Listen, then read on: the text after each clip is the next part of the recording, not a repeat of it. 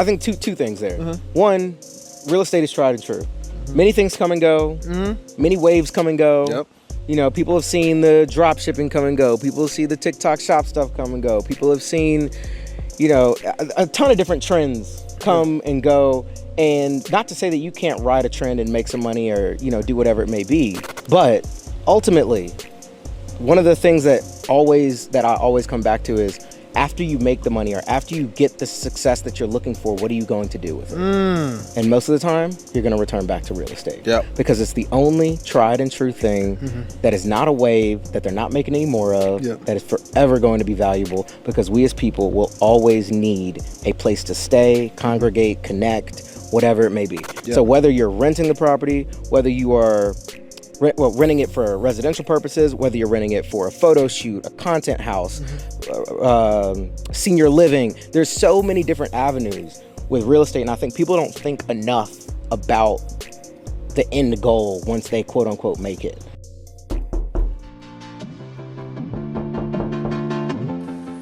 Who's this?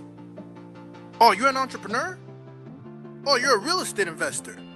Oh, you're trying to learn from those who did it. Well, come into the lab then.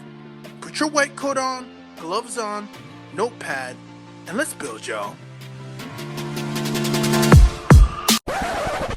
Experiment Nation, this is a special episode where I take the lab outdoors on the road with my brother from another mother, Brian Hatcher, who I have such a pleasure of calling a dear friend and an investor that has been truly impactful in everything that we do on a day-to-day basis. And he's also a very proud friend where I get to call him my accountability partner as well. And what's been really neat is having someone where you can truly see their trajectory, truly see what they say they're going to do, they do it. You know, I want to give this gentleman his flowers, for being a good friend and a great operator, and the founder and CEO of Hatch Capital, which is a micro resort development and short-term rental company that is data-driven. Everything that Brian does is data-driven. Having a background as a data analytics consultant from one of the big four firms at KPMG, he brings that to the real estate arena and completely changes the game. All data-driven decisions with the experience kept top of mind. I've seen his properties firsthand. I've helped him buy his first, which was amazing to kind of see that transition and how he just skyrocketed to the things that he's doing today with his management company, with the consulting that he offers, with, you know, at one point, which again, Elite Escapes that he had with the 300 plus properties that he's controlling over internationally, globally. I mean, this guy is a true gentleman that represents what an action taker is. Action takers are money makers. I truly believe it. And he's, you know, had all the highlights, being again VRBO partner. You know, had a huge award from VRBO. I mean, this guy is in the forefront of our space, and it's just fascinating to see, you know, the growth that he's bringing to this industry and the niches that he's tapping into. So I got a chance to actually kick back and chat with just good old fashioned barbershop talk, as I call it. As a matter of fact, I feel like Brian and I, anytime we have an episode, every time we have a conversation, we have to make sure we hit the record button, because we feel like we've had many episodes, some of the best conversations that have yet to air, because we're constantly brainstorming and masterminding together. But with that said, we take the lab outside. This was the heels of our San Diego event. We had a nice Airbnb we rented. We took the studio outdoors and we chopped it up for part one. And part two, you'll have to follow, where his partner, Aaron Appleton, will join us as well for part two. But you'll have to stay tuned for part two and check that out in the next episode. So with that said, sit back, enjoy the show, and let the real estate hacking begin. Again, I don't just call him Brian Hatcher, the real estate hacker. for any reason. And in this episode, you'll find out why. So, I want to talk about, hey, man, we came here in San Diego, man. It's been a minute. I feel like every time we have a conversation, it should be mic'd up. But we house hacked this event, man. We house hacked. I want to talk about, not house hacked, we life hacked this event. So we put an event together. All the homies came through. And what I do is, what me and Vivian did is, anytime there's a local event, it's not my first time doing this, it was just on Vivian, you just piggyback off somebody else's event. This is a life hack.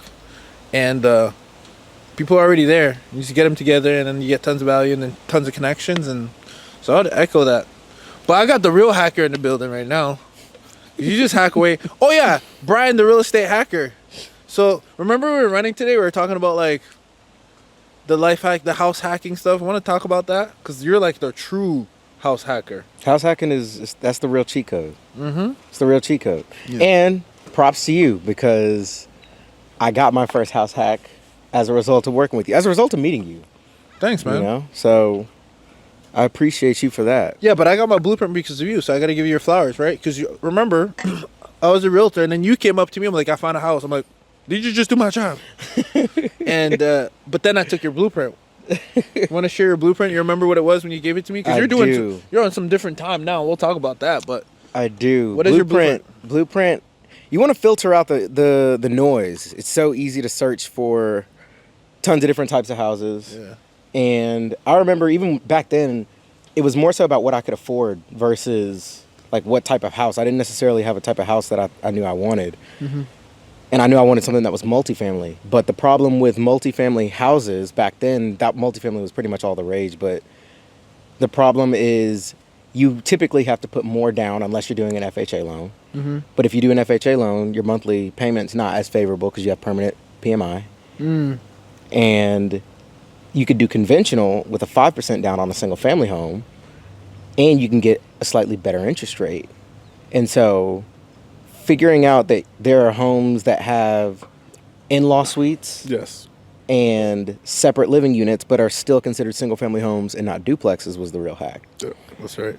And then when you realize that you can make specific filters to find these homes, that's when everything really changed, because you create the same searches. A lot of times, at a minimum, these houses are going to be 3, sometimes 4 bedrooms. You can put keyword searches, in-law, ADU, even Airbnb, split level.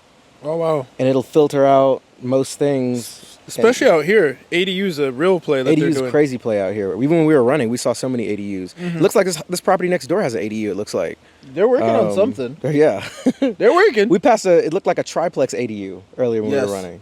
So, yes, there was a whole laundry unit situation in the middle of the crib. Yeah, and I mean the conversation we ultimately had was, it doesn't matter even if you want to be a real estate investor or not.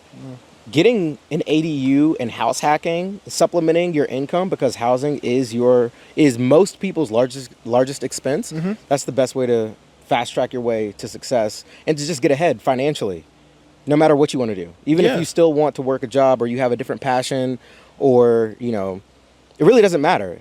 It's the ultimate way to eliminate your highest expense and be able to allocate that capital somewhere else, whether it's another investment, whether it's better savings, whether you just want to have lifestyle design and travel more, so that you're not paying as much for your house. I feel like everyone should be house hacking, especially when you're buying your first house or just getting started. Well, we talked about this. Like I always said, worst case scenario, and we're a little bit different because we have businesses that are in real estate, so our main focus is pouring money into our businesses that are vehicles within the real estate domain. But if we didn't, we had good W-2s. I know you had a really good W-2 coming from a big 4 firm, right? Yeah. Me, same world in the investment banking and management consulting. It's like, dude, if you just did that for 10 years and you just every other year, even if you didn't do it every year, and you just 5% down, run the play, right? No cap.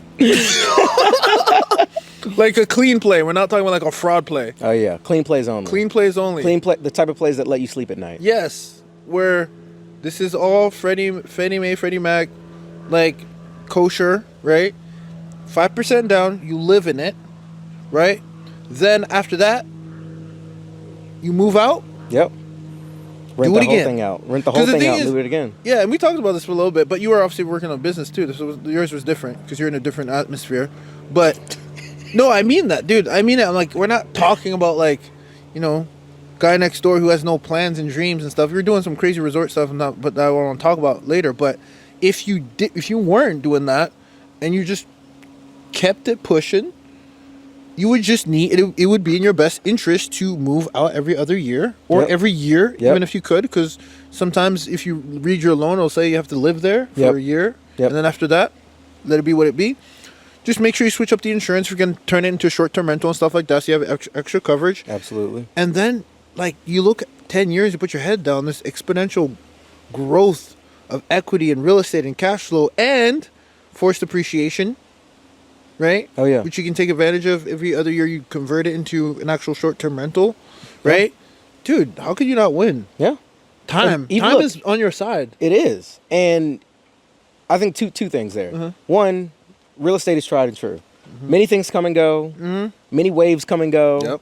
You know, people have seen the drop shipping come and go. People see the TikTok shop stuff come and go. People have seen, you know, a ton of different trends come and go. And not to say that you can't ride a trend and make some money or, you know, do whatever it may be.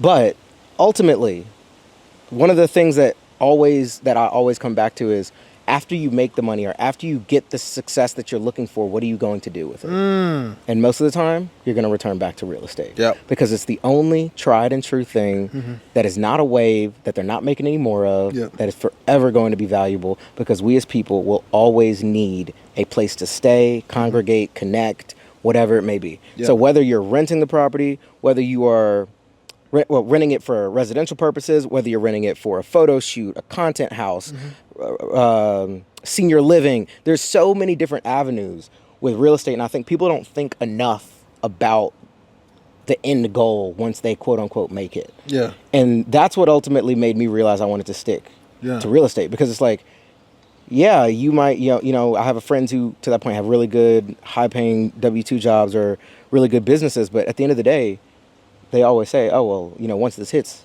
I'm calling you. Because at the end of the day, that money's getting parked in real estate. Yeah. You know, and I Yeah. think that that's just something that everybody should consider and think about, you know, on that house hacking point of like, this is where you want to put your dollars long term. But I anyway. think they should put it in now, not even wait. Because if you put it in now, another thing is, let's say you are getting the raises that you should be. Like we're on the, you know, I'm always inquisitive, right? We're on a VIP kind of the yacht. Mm-hmm. So hey, no cap, right, Emmanuel? I looked up. Every yacht is a boat, but not every boat is a yacht. Let's unpack that. I didn't need to unpack it. ChatGPT unpacked that for me. I didn't know that because I was like, "What's the difference between a yacht and a boat?" And Tell then- us. Let the audience know. So I think if I recap what it said, it was like a yacht is more luxurious experience, has more amenities, usually more than 30 feet long. Obviously, you can have a kitchen there, you can sleep people, etc. Obviously, a boat doesn't have to have all these things, right? So that's when you start thinking, okay, that's in the category of a yacht. But because I didn't know, I don't know these things, right? I don't know a lot of things. So I'm just like, what's the difference between a boat and a yacht? Because I kind of honestly felt some type of way when we were marketing the event. Is it a yacht or am I just? I didn't want to be a fraud, bro. I want to be like, you guys said it was gonna be a yacht, and I was like, Hey, It's like- under promise, over deliver. Always. You know, so that's why I was like, Always. no, it's a boat. So there's like, it's a little boat, joint. It's a boat. you know? It's a joint. Like people think People think paddle. we're on a little paddle, baby. Yeah, no, this was a yacht. Yeah. So it was a yacht, and Good vibes. Experiment Nation, you've heard me talk about how multiple investors across the nation are landing these lucrative midterm rental insurance contracts by making these small tweaks on the branding and marketing side, especially if you're an existing short-term rental operator. There is a quick and easy shift that you can make with the ride guide in place. And because we've launched a 2-day boot camp that not everyone could attend in real time, I've put together a recording where you can get all the materials and all the guides to focus on rebranding either your short-term rental business or your current midterm rental business, so that you can actually have the insurance companies reach out to you. And then day two is if you want to actually play offense, how you can reach out to them by listing on the right platforms, etc. If you're looking to get this MTR bootcamp so that you can start optimizing and you can start receiving these lucrative contracts that again provide less headaches, less turnovers, unlike the Airbnb space, you can start receiving inquiries today by having the right guide in place. So please go to experimentrealestate.com/MTR bootcamp or click the link in the bio to make sure you get your hands on this midterm rental insurance bootcamp to fast track your way into landing these lucrative insurance contracts the exact same ways multiple investors have taken advantage of this unknown and untapped niche within the midterm rental umbrella. So on that yacht, we were talking to a doctor, and she's awesome. And We have she was done multiple with doctors on the boat. multiple doctors, and they made good bread, right? Like some Yeah. of them are making $500,000 Yeah. here and there. And what are If they doing both with of them, right? But exactly, one of the things that she said that before, and I won't disclose her name. One of the things that she said she was doing at the time with her husband is before they weren't doing short-term rentals, so they weren't getting that whole forced appreciation, Yeah. etc. And then she said, now that's all I care about. She makes enough money. And so if you start thinking about that, and she's partnering with people, Yeah. there's people out there that, yes, they're making money, and they actually have a lot of it, and they're not even so concerned about, and they should be. I'm saying it's twofold. They should Right. be concerned about how that money gets put to work, but as they're making more money, more importantly, it's like, how are you protecting yourself from taxes? And I knew this was real when my mentor, Myron Golden, openly said, like, dude, I didn't know about this play that you could actually, like, I used to pay literally about $500,000 in taxes, and I got paid from the government because I did this whole cost segregation thing, and then I hadn't done it before. Yeah. So when we start thinking about that, you're like, oh,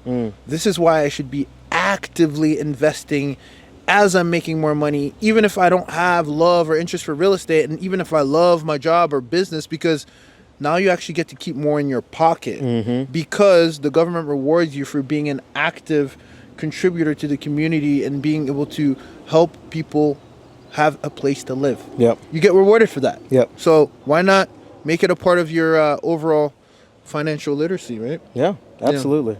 Absolutely. Just It all comes down to playing the game Yeah. at the end of the day. What else can we hack away? So I think hack the conference. I think they say the most expensive cost of living is where people live.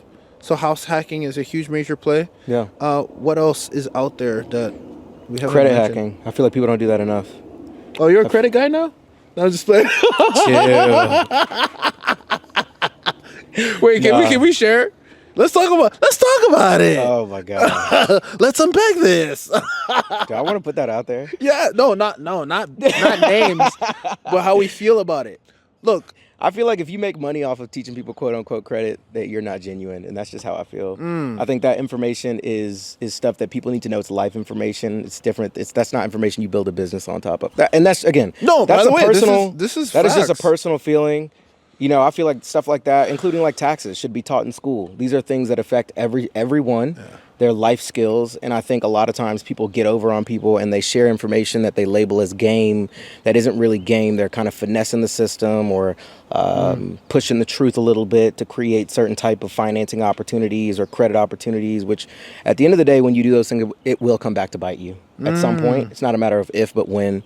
I'm a firm believer that everything in the dark comes to light at some point. Yeah. And most of the time it comes to light when you least expect it or you forget it. And, you know, just do things the right way, move correctly, treat people with love and respect, and ultimately you'll get where you're trying to go. I think too many times people try to label cheat codes and giving game in a certain type of way and manner when in reality, like, you could be messing your future up. And it's just not worth it. Yeah. And I feel like if you really want to help people, Yeah.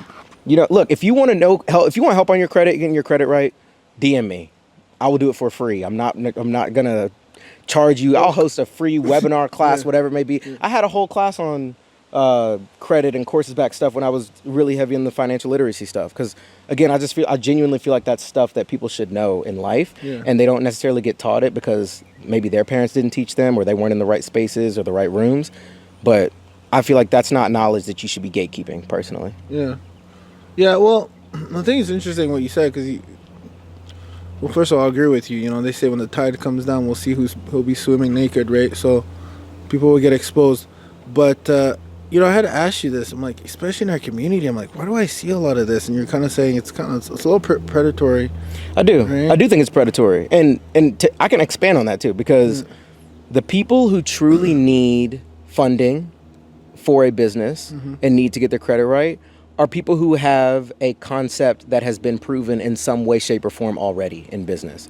So there's a prerequisite, ideally, that you even need for funding to truly be of value to you. Getting funding for a business idea that you've not yet put in the time, energy, effort, and validated can be detrimental to you. Yeah, and people who are teaching that know that. If you really know how to get funding and those types of things, you know and understand the type of person that can truly maximize the information that you're teaching. And if you're willingly teaching the information to people who you know can't maximize it, that feels predatory to me. Yeah. Yeah, you know what's tough about this, man? Because I started in fitness, and then I had an e-commerce phase, and what I realized a lot of what the coaches were selling you is when you're selling something, you got to sell the reward and not the process. And I think where we have to be careful is the process is part of the reward, but you can't market that. You know what I mean? You can't market process. People want to push button easy, you know? They do. So because of that, when we started our e-commerce business, they were like, yeah, you can do this, Shopify store here and that, outsource drop ship from China. We did. Well, there's two things I learned in that business. Lesson number one, there's a difference between gross revenue and bottom line. Absolutely. I learned real quick. We were 20 something. I was probably 24, 20. We made $100K a month. But this is where people leave you out. There was 3 partners. We spent $60,000 on Facebook ads. Another $20,000 in cost of goods sold. Some virtual assistants because they don't ever talk about fulfillment. Like when people are emailing in, where's my shit? Yeah, no, it's coming in a couple of days. It's drop shipping, so it's must be 9 to 10 days, right? There's that, which you forget. Yep. Now you have a whole system on the back end that you need to be messaging people. I promise you, here's your code. It's coming. Don't cancel it. No chargebacks. They don't sell that part. No. That's the process. No. So now you're actually left with $20,000. It was actually $18,000 divided by 3 people. That's $6,000, ladies and gentlemen. But you know what they're gonna market? $100K a month. You want to know how to make $100K a month? I want to know how to keep $100K a month. That part. Net. That part. So been there, done that. I was like, you know what I mean? Yeah. Been there, done that. Absolutely. Speaking of been there, done that. So you mastered the short-term rental kind of house hack, leverage that, and then now brought you into a new ecosystem. So we gotta make sure we bring my mans to the table too, because you expanded the team. Yes, sir. And we also you got a little resort player that I want to chop it up with you guys. That was Brian Hatcher, the real estate hacker. Short and sweet, but certainly more to come in part 2 of this episode. We bring in Aaron Appleton, his partner at Hatch Capital, he's also helped break out into the micro resort niche. He's doing his own thing there as well, where he has launched his company as well under the Mirror House Collection, which is a different entity and separate from Brian Hatcher's Orenda collection, which again, it falls under the Hatch Capital brand. But one thing that I will say is, when you look at a leader, you look at the people that's around him and how he's able to uplift them. And I feel like that is the thing that you see when you see Aaron, who he was able to bring on board, but then also Aaron was able to run the exact same play on the micro resort front. And together they share resources, they share insights in their collective and separate endeavors. So with that said, you'll have to check out part 2, where I bring in both Brian Hatcher and Aaron Appleton to the table and on their new ventures. And again, the best has yet to come for these two individuals who have launched completely into the experience domain of micro resorts. Check out part 2 of this episode, and we'll see you next time. Experimentation. I believe there are 2 critical components that will help you achieve your goals very quickly and succeed. Number 1, it's information like this that you received on a show, in an episode, and content that you can find on my YouTube channel or anybody's channel. And then there's a community. And the way we've been able to expedite our process, the way people in our community, people that we consult, mastermind members, whoever, they get the information on an episode like this, but then they also have the support, whether it's me guiding them or being guided through a community. There is an opportunity for you listening to be able to expedite your process or even expedite your results that you're seeking by being part of the community. If that is what you're interested in, we at Experiment Nation happen to have a community devoted to helping maximize your occupancy and your profitability altogether, regardless of which market that you are in. And for that reason, you have an opportunity where you can go to experimentrealestate.com/submit if you're looking to work in an environment that can help you prosper faster. Call out any areas that you might not be familiar in, especially the blind spots. That's where a guide comes in hand, and I would be a pleasure and honored to be your guide. But in order to make sure you're a good fit, make sure you go to experimentrealestate.com/submit so that my team can go ahead and take it and see if you're a good fit to join the mastermind and the multiple programs that we have.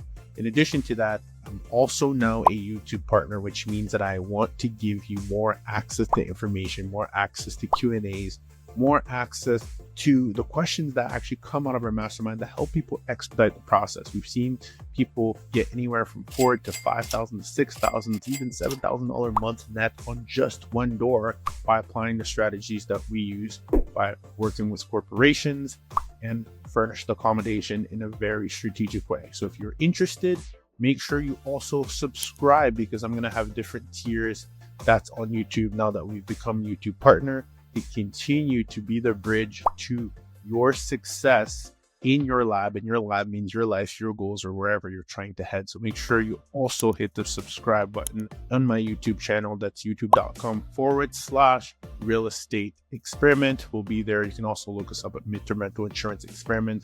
We will be there. Make sure you hit the subscribe, because that's when you'll know the tiers that are available to you that make sense for you, your marketplace, for your results. Remember, you're only one experiment away. Let's build.